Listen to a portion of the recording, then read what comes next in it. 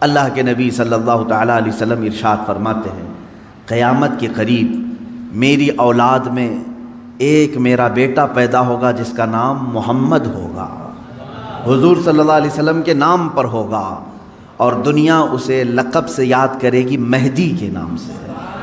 اور حضور اکرم صلی اللہ علیہ وسلم نے ارشاد فرمایا، میری نسل میں، میری اولاد میں، حضرت فاطمہ کی اولاد میں جب وہ پیدا ہوں گے دنیا میں اور پھر ان کی خلافت قائم ہوگی، تو فرمایا گیا کہ پوری دنیا میں صرف اور صرف اسلام غالب آ کر رہے گا۔ اب وہ زمانہ کب آئے گا؟ ہاں، اللہ کا وعدہ برحق ہے۔ اللہ نے فرمایا یہ دین پوری دنیا پر غالب آ کر رہے گا، چاہے تم پسند کرو نہ پسند کرو۔ اب میری گفتگو کو بھی بہت سارے لوگ ناپسند کریں گے، وہ یہی کہیں گے ایک سامپردائک بھاشن ہے، یعنی ایک دوسرے کے بھید بھاؤ کی بات نہیں۔ عزیزان گرامی وقار، اب رسول پاک صلی اللہ تعالیٰ علیہ وسلم کے فرمان کا مقصد میں آپ کو سمجھاؤں۔ حضور نے فرما دیا، قیامت کے قریب میری اولاد میں میرا ایک بیٹا پیدا ہوگا جس کا نام میرے نام سے مشابہ ہوگا، یعنی محمد، اور اسے پورا زمانہ امام مہدی۔ رسول پاک صلی اللہ تعالیٰ علیہ وسلم کے فرمان کا مقصد میں آپ کو سمجھاؤں۔ حضور نے فرما دیا، قیامت کے قریب میری اولاد میں میرا ایک بیٹا پیدا ہوگا جس کا نام میرے نام سے مشابہ ہوگا، یعنی محمد، اور اسے پورا زمانہ امام مہدی کے نام سے یاد کرے گا، اور وہ پوری دنیا میں، کائنات میں اسلام کو غالب لا کر رہیں گے۔ اسی زمانے میں عیسیٰ علیہ السلام کا نزول بھی ہوگا۔ حضرت عیسیٰ علیہ السلام آسمانوں پر آج بھی باحیات ہیں، یہ ہمارا عقیدہ ہے سارے مسلمانوں کا۔ امام مہدی کے زمانے میں عیسیٰ علیہ السلام اتریں گے۔ یہ کون سا علاقہ ہوگا، اس کے متعلق حدیثیں ہیں۔ حضرت امام مہدی کا جو ظہور ہے یہ کب پیدا ہوں گے یہ نہیں معلوم، ظاہر ہوں گے، یہ پیدا ہو چکے ہوں گے، آج بھی ہو سکتا ہے، ممکن ہے، پاسبل ہے۔ جب ان کی عمر پاک 30-40 سال کے آس پاس ہوگی، اور یہ مکہ مکرمہ میں خانہ کعبہ کے طواف کے دوران ایک لشکر آئے گا جو خانہ کعبہ کو ڈھانے کی کوشش کرے گا، حملہ کرے گا، اور حضرت امام مہدی دعا کریں گے۔ آپ کی دعا کی بدولت اللہ تعالیٰ اس آئے ہوئے لشکر کو زمین میں دھنسا دے گا۔ لوگ اسی دن پہچان لیں گے اور ان کے ہاتھ پر خانہ کعبہ کے سامنے بیعت کریں گے۔ اب یہاں سے امام مہدی کا ظہور ہوگا، لیکن اتنا آسان نہیں ہے کہ سب مہدی مہدی کرتے ہوئے ان کے پیچھے چل پڑیں گے، بلکہ ان کے جانی دشمن بن جائیں گے وہاں کچھ لوگ جو ان کو قتل کرنے کی یا ہلاک کرنے کی کوشش کریں گے۔ امام مہدی اپنے متبعین کو لے کر ملک شام کی طرف چلے جائیں گے۔ اب ملک شام وہ ہے جس زمین کو میرے آقا صلی اللہ تعالیٰ علیہ وسلم نے ارشاد فرمایا یہ حشر کی زمین ہے، یہ حشر کی زمین ہے، سارے لوگ ہانکتے ہوئے ادھر ہی لے جائے جائیں گے۔ آج شام سے سب بھاگ رہے ہیں، بمباری ہو رہی ہے، لیکن میرے آقا نے فرمایا ایک زمانہ ایسا آئے گا کہ سب ہجرت کر کے ملک شام کی طرف جا رہے ہوں گے، سب جمع ہو رہے ہوں گے، ملک شام جمع ہو رہے ہوں گے، اور وہاں امام مہدی پہنچیں گے، اور وہاں آپ کی خلافت قائم ہوگی، اور عدل و انصاف اس قدر ہوگا کہ پھر وہ زمانہ آئے گا کہ شیر اور بکری ایک ساتھ چر رہے ہوں گے، کوئی ایک دوسرے پر حملہ نہیں کرے گا، اتنا امن قائم ہوگا۔ یہ رسول پاک صلی اللہ علیہ وسلم کی احادیث میں ہے۔ اب امام مہدی کی امامت کے دوران وہ فجر کا وقت ہوگا جب حضرت عیسیٰ علیہ السلام آسمان سے اتریں گے، اور جماعت کھڑی ہونے والی ہوگی، قائم ہونے والی ہوگی۔ حضرت عیسیٰ علیہ السلام ایسے اتریں گے جیسے ان کے جسم پر نہائے ہوئے قطرے ٹپک رہے ہوں۔ آپ کو حضرت امام مہدی پہچانیں گے اور آپ کو لا کر کے مصلی کی طرف بڑھائیں گے۔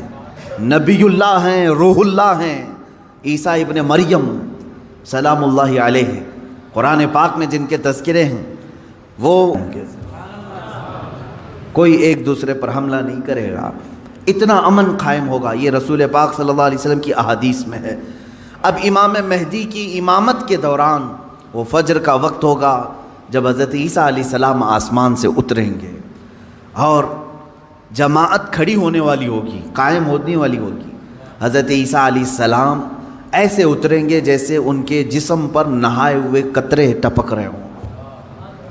آپ کو حضرت امام مہدی پہچانیں گے اور آپ کو لا کر کے مصلی کی طرف بڑھائیں گے۔ نبی اللہ ہیں، روح اللہ ہیں، عیسیٰ ابن مریم سلام اللہ علیہ، قرآن پاک میں جن کے تذکرے ہیں، وہ اللہ تبارک و تعالیٰ کی نشانیوں میں سے ایک نشانی ہے، وہ عیسیٰ آئیں گے۔ اب وہ نبی جب امام مہدی ان کو آگے بڑھائیں گے، حضرت عیسیٰ علیہ السلام امامت کے لیے آگے نہیں بڑھیں گے، اور کیا فرمائیں گے؟ ارشاد فرمائیں گے کہ یہ مصلی امامت امت محمدیہ کا حق ہے، آپ امت مصطفیٰ ہیں، آپ امامت کریں، ہم مقتدی بنتے ہیں۔ اللہ اکبر، رسول پاک صلی اللہ علیہ وسلم کے مقتدی بنے سارے انبیاء، یہ تو معلوم ہے، لیکن رسول کی ایک امتی کے مقتدی بھی عیسیٰ علیہ السلام بن رہے ہیں۔ میرے عزیزو، یہاں نبوت کا درجہ گھٹانا مقصد نہیں ہے، بلکہ یہاں امت مصطفیٰ کی فضیلت بتانا ہے۔ امام مہدی کی امامت ہوگی، اس کے بعد پھر جو دنیا میں حالات ہوں گے وہ کیا ہوں گے؟ دجال آ چکا ہوگا، اور دجال اپنے فتنے پھیلا رہا ہوگا، اور اب دجال کو کون مارے گا، کون ختم کرے گا؟ سارے لوگ پریشان ہو چکے ہوں گے، قتل عام کر رہا ہوگا لوگوں کو، ایمان والوں کا، جو اسے خدا کہے اسے چھوڑ دے، اور جو اسے خدا نہ مانے اسے دونوں پیر پکڑ کر چیر دے، یا گرم کھولتے ہوئے تیل میں ڈال دے، ظلم و ستم کی حد کر دے گا۔ کچھ لوگ ڈر کر کے کفر کر دیں گے، شرک میں مبتلا ہو جائیں گے، اور کچھ ایمان پر قائم رہیں گے، لیکن یہ زمانہ زیادہ دن تک نہیں چلے گا۔ حضرت عیسیٰ علیہ الصلاۃ والتسلیم کے نزول کے بعد عیسیٰ علیہ السلام کی جہاں تک خوشبو جائے گی یا ہوا انہیں مس کر کے نکل رہی ہوگی، تو وہ ہوا دجال کو جیسے لگے گی وہ پگھلتا جائے گا، جیسے موم آگ کی گرمی سے پگھلتا ہے، دجال عیسیٰ علیہ الصلاۃ والتسلیم کی دوری کی ہوا سے ہی پگھل رہا ہوگا۔ یہاں تک کہ مقام لد ایک جگہ ہے، اسرائیل میں ہے وہ آج، اور دنیا کا بڑا ایئرپورٹ انہوں نے وہاں پر بنایا ہے، مقام لد، لد کا ایئرپورٹ بھی بنا ہوا ہے، اور حدیث پاک میں ہے عیسیٰ علیہ السلام مقام لد پہ اس کو اپنے تیر سے نشانہ بنائیں گے اور قتل کر دیں گے، اور امت مصطفیٰ کا یہ آخری فتنہ بھی ختم ہو جائے گا۔ اب اس کے بعد کیا ہوگا؟ وہی آیت جو میں نے تلاوت کیا، اللہ نے فرمایا هو الذی ارسل رسولہ بالہدی ودین الحق لیظہرہ علی الدین کلہ، وہ اللہ ہے جس نے اپنے رسول کو دنیا میں بھیجا ہے ہدایت کے ساتھ اور دین حق کے ساتھ، اس لیے کہ اس رسول کا دین پوری دنیا پر غالب آ کر رہے۔ اب یہ دین غالب آئے گا دجال کے خاتمے کے بعد، امام مہدی کے ہاتھوں سے۔ ہر ملک یا ہر سلطنت جہاں کہیں تخت ہوگا وہاں پرچم صرف اسلام کا لہرا رہا ہوگا۔ وہ زمانہ آئے گا، وہ غالب ہو کر رہے گا دین، اور اللہ رب العزت نے یہ ارشاد فرمایا ہے کہ تم پر کسی اور کو پھر اللہ غلبہ نہیں دے گا۔ یہ زمانہ بھی کافی سال تک چلے گا، لیکن اس غلبہ اسلام سے پہلے کیا کیا ہونا ہے وہ بھی تو ہمیں جاننا ضروری ہے۔ آج کے وہی حالات ہیں جو مجھے اس گفتگو پر آمادہ کر رہے ہیں۔ میں نے بات تو کہہ دی، آپ کو حدیث کی روشنی میں بتا دیا کہ اسلام غالب آئے گا پوری کائنات پر دجال کے خاتمے کے بعد اور امام مہدی کے ہاتھوں سے۔ اب یہ دو بڑی نشانیاں حضور نے فرمائی، ایک تو حضور کی آل میں سادات میں امام مہدی پیدا ہوں گے، دوسرے کہ دجال آئے گا۔ یہ دونوں کا زمانہ ایک ہے۔ یہ کب ہوگا؟ کیا اس سے پہلے کچھ نشانیاں ہیں کہ دجال آنے والا ہے؟ میرے عزیزو، ہم سے زیادہ نشانیاں یہودی پڑھ کر کے انتظار میں ہیں، عیسائی پڑھ رہے ہیں۔ ایک بات یاد رکھیں، دجال کے دشمنوں میں ہم ہیں اور عیسائی ہیں۔ وہ دجال کو اپنا دشمن سمجھتے ہیں عیسائی، وہ اینٹی کرسٹ ہے، عیسائیوں کا بھی وہ دشمن ہے، لیکن یہودی اس کو اپنا مسیحا سمجھتے ہیں۔ وہ کہتے ہیں ہمیں نجات دلانے والا، ہمیں پوری دنیا میں غالب کرنے والا، جیسے آج ہم حدیث پاک پڑھ کر کے کہہ رہے ہیں امام مہدی آئیں گے اور پوری دنیا میں اسلام غالب ہوگا. یہودی یہ کہتے ہیں لوسیفر آئے گا یا دجال آئے گا جس کو وہ مسیحا کہہ رہے ہیں, اور وہ ان کو نجات دلائے گا سارے ظلموں سے اور پوری دنیا میں ان کی حکومت قائم کرنے میں ان کی مدد کرے گا. اور اس لیے دجال کے آنے سے پہلے جو جو نشانیاں ہونی ہیں یہ یہودی خود کر کے دکھا رہے ہیں. کیا ہے؟ بڑی مقدس کتابوں میں یہ باتیں لکھی گئی ہیں.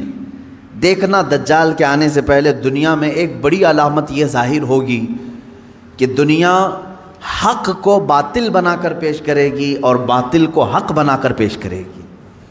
یہ ہے آج سچ کو جھوٹ میں تبدیل کر کے دکھا دیا جائے, شعبدہ بازی, اور اچھے خاصے لوگ بھی, پڑھے لکھے لوگ بھی اس کو جھوٹ سمجھنے لگ جائیں, یعنی سچ کو جھوٹ بنانا اور جھوٹ بات کو سچ سمجھانا. یہ اس کام میں اگر سب سے زیادہ مہارت کسی کو ہے تو یہ دجالی میڈیا کو ہے. میڈیا آج دجال کے آنے کے راستے ہموار کر رہی ہے, اور خود عالمی میڈیا کی بات کر رہا ہوں میں, پوری دنیا کی میڈیا اس میں ملوث ہے. ذہنوں کو ڈائیورٹ کر دینا, اصل مدے سے بھٹکا دینا, یہ کام کون کر رہا ہے آج؟ سب سے زیادہ میڈیا کر رہی ہے.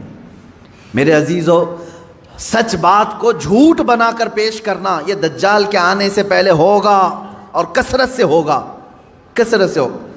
یوں سمجھ لیں ایک پرہیزگار متقی شخص کو لا کر کھڑا کر دیا جائے گا اور اسے 100 لوگ بولیں گے یہ چور ہے, چور ہے, چور ہے, اور دنیا سمجھنے لگے گی کہ ہاں شاید چور ہے. دنیا سمجھنے لگ جائے گی. یعنی تقریباً 90% لوگ ان کی باتوں پر یقین کرنے لگ جائیں گے کہ شاید یہ چور ہے, شاید یہ چور ہے.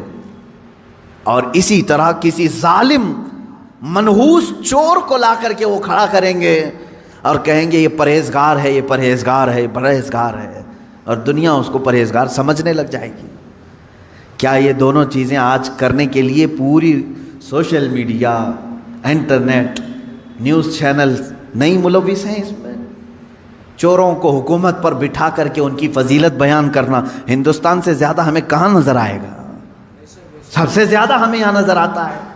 جو پورے کے پورے ملک کو گبن کر کے بیٹھے, اسے مسیحات اور اسے لوگوں کا ایسا بے کسوں کا کس جس کو کہا جائے ایسا بنا کر پیش کرنا, یہ میڈیا کا رول ہے. عزیزان گرامی وقار, پورے ذہنوں کو ڈائیورٹ کیا جائے گا اور تقریباً یہ جادو کی طرح اثر کر جائے گا لوگوں پر.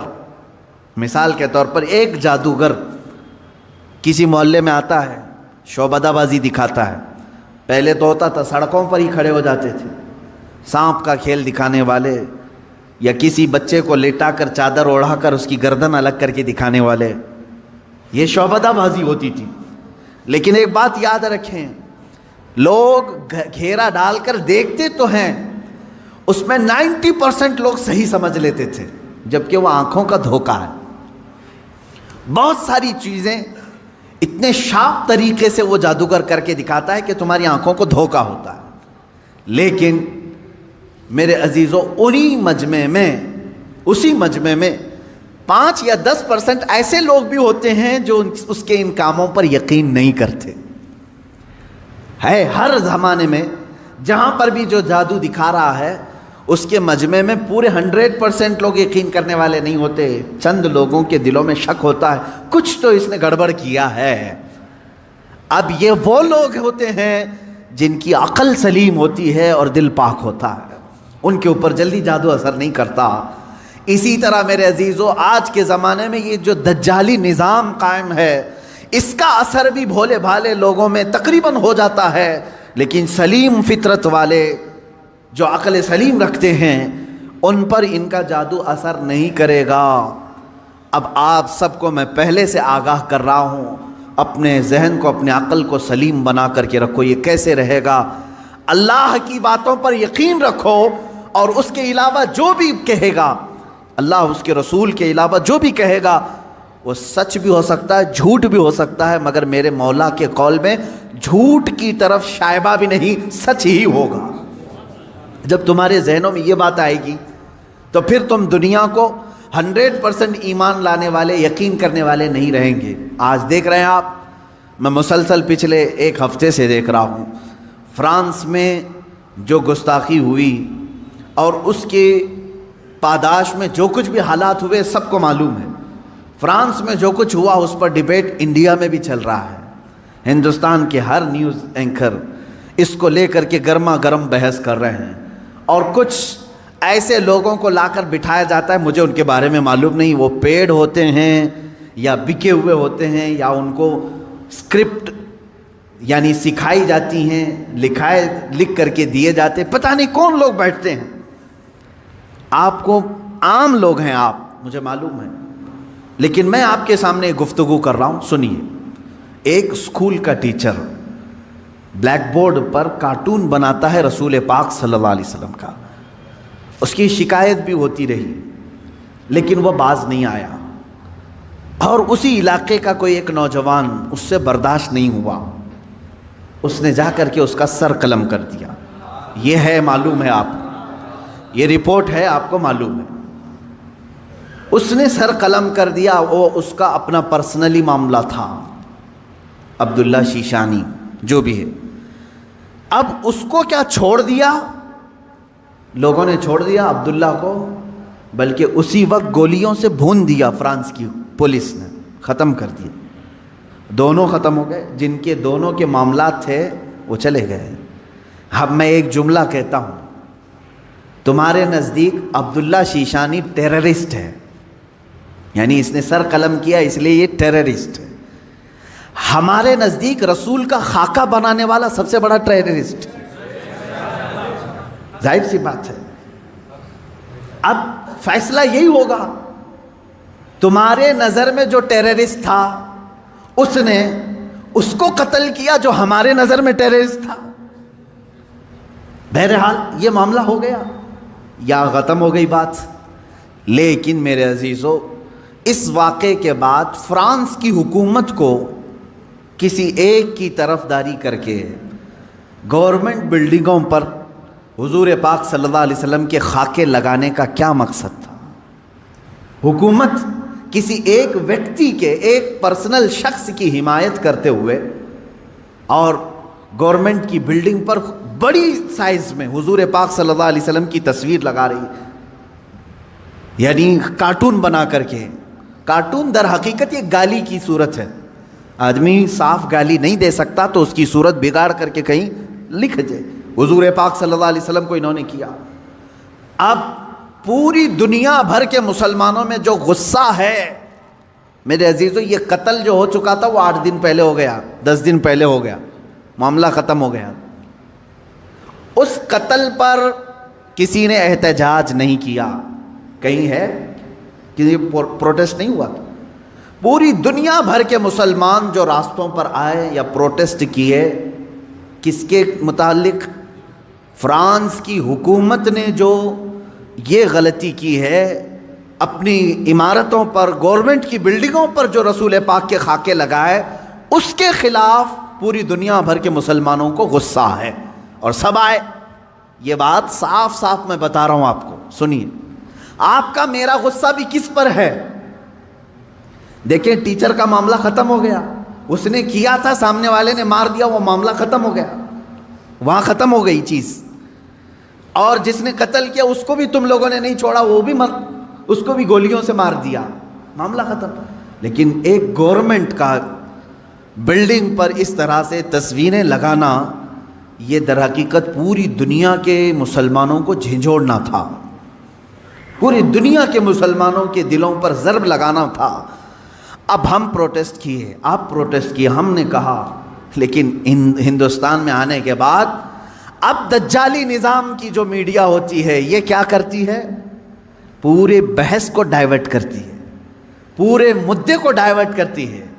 یہ سارے جتنے پروٹیسٹ ہو رہے ہیں، نیوز والے اسے کیا دکھا رہے ہیں جانتے ہیں آپ؟ نیوز والے یہ دکھا رہے ہیں کہ دیکھو، ایک ٹیررسٹ کی حمایت میں اتنے مسلمان ہندوستان کی سڑکوں پر آ گئے، یعنی عبداللہ شیشانی نے جو قتل کیا ٹیچر کا، اس کی حمایت میں یہ سارے لوگ کھڑے ہیں اور پورا ڈیبیٹ اسی پر چل رہا ہے۔ کیا آپ لوگ ہندوستان میں رہ کر کے ایک قتل کی حمایت کرتے ہیں؟ ایک قتل کی حمایت کرتے ہیں؟ ہم نے کہاں یہ قتل کے متعلق پروٹیسٹ کیا ہے؟ بتاؤ ذرا صحیح۔ اس عبداللہ نامی لڑکے کا کسی ایک کے ہاتھ میں بینر آیا پوری دنیا میں کہیں پر کہ اس کے قتل کی حمایت میں پروٹیسٹ ہو رہا ہے؟ میرے عزیزو، پورے مدے کو ڈائیورٹ کرنا یہ میڈیا کا کام ہے، جبکہ انہیں معلوم ہے کہ پوری دنیا کے مسلمان جو پروٹیسٹ کر رہے ہیں وہ قتل کے متعلق نہیں، بلکہ وہ فرانس کی گورنمنٹ کی حرکتوں پر پروٹیسٹ کر رہے ہیں۔ اب اس کی ایک مثال میں آپ کو بتا دوں۔ یہ میڈیا اینکرز یہ کہتے ہیں کہ فرانس کا وہ اندرونی معاملہ ہے، وہ اندرونی معاملہ ہے، وہ چاہیں ان کو فریڈم آف ایکسپریشن ہے، وہ سیکولر ہیں، وہ چاہیں تو کسی ایک ویکتی کی حمایت کریں اور بلڈنگ کی پوری تصویر لگا دیں رسول پاک صلی اللہ تعالیٰ علیہ وسلم کی تصویر سے۔ میرے عزیزو، اگر یہ فرانس کا اندرونی معاملہ ہے تو انڈیا میں ڈیبیٹ کیوں ہو رہا ہے؟ آپ کے نیوز روم میں یہ بحث کیوں ہو رہی ہے؟ آپ یہ سمجھیں اس زمانے کا سب سے بڑا خطرناک جال یہ میڈیا ہے، نیوز کا جو، اب ظاہر سی بات ہے یہ ہماری بھی کلپس اٹھا کر کے چلائیں گے اور پھر ہمیں بھی بتائیں بھڑکاؤ مولانا ہے، سامپردائک پھیلانے والے ہیں، ہماری گفتگو کو کاٹ کر کے پیش کریں گے، ان کا کام ہی وہ ہے۔ لیکن میں آپ کو بتاؤں کہ پورے ہندوستانی مسلمانوں کے دماغ کو ڈائیورٹ کر رہے ہیں کہ تم لوگ جو پروٹیسٹ کر رہے ہو ایک قتل کی حمایت میں کیسے پروٹیسٹ کر رہے ہو؟ ان سے کوئی بھی ڈیبیٹ میں بیٹھنے والا یہ نہیں کہہ رہا ہے، بلکہ وہاں ثابت کرنے کی کوشش کر رہے ہیں قتل ایسا ہو سکتا ہے، ویسا ہو سکتا ہے۔ میرے عزیز، یہاں کہنا تو یہ چاہیے تھا قتل ہوا اور اس کے مقابل میں جس نے قتل کیا اس کا بھی قتل ہو گیا، ہم اس مدے پر بات نہیں کر رہے ہیں، ہم تو گورنمنٹ کے خلاف بات کر رہے ہیں جو فرانس کی حکومت نے اپنی عمارتوں پر میرے آقا کی تصویر کشی کی ہے، ہم اس کے خلاف کھڑے ہیں۔ اب مجھے ایک بات بتائیں، کیا کسی ایک شخص کے کچھ ایسا قتل کرنے کی بنیاد پر پوری دنیا بھر کے 180 کروڑ مسلمانوں کے نبی کی توہین کرنا جائز ہو سکتا ہے؟ جائز ہو سکتا ہے؟ مجھے یہ بتاؤ کہ اگر کسی ایک ہندو نے ٹیرر اٹیک کیا کسی پر تو کیا کروڑوں ہندوؤں کے بھگوان کی تصویر لگا کر کے اس کی مذمت کی جا سکتی ہے؟ ہم اس کے قائل نہیں۔ ایک ہندو نے اگر ٹیرر اٹیک کیا کسی پر تو کروڑوں ہندوؤں کے رام کرشن کی تصویر کشی کرنا اس کی اجازت نہیں دیتے ہم۔ سارے مذہب کے جو دیوی دیوتا ہیں ہم ان کو کرٹیسائز کہاں کر رہے ہیں؟ عزیزان گرامی وقار، یہ اسلام ہے جو انصاف سکھاتا ہے۔ اگر کسی ایک کے ساتھ کچھ معاملہ ہوا ہے تو اس کے پورے گھر کو لے کر کے نہ گرفتار کرو، اس کے پورے دین پر انگلی نہ اٹھاؤ۔ آج یہی دنیا میں ہو رہا ہے اور پوری دنیا میں۔ مجھے تو یہ سمجھ میں نہیں آتا ان پر کیس کیوں نہیں ہوتا، یہ میڈیا اینکرز پر۔ یہ سیدھے یہ جملہ بار بار کہتے ہیں اسلامک آتنکواد نے حملہ کیا، اسلامک آتنکواد نے حملہ کیا۔ جانتے ہیں آپ، کبھی ان لوگوں نے نیوزی لینڈ میں ہونے والے اس حملے کو عیسائی آتنکوادی کہا تھا جو ایک ظالم وحشی نے بندوق سے 60-70 مسلمانوں کو جو نماز میں تھے قتل کر دیا، شوٹ کر دیا؟ کیا آپ کو نہیں معلوم اس وقت یہ میڈیا والوں نے کیا عیسائی آتنکواد کہا تھا؟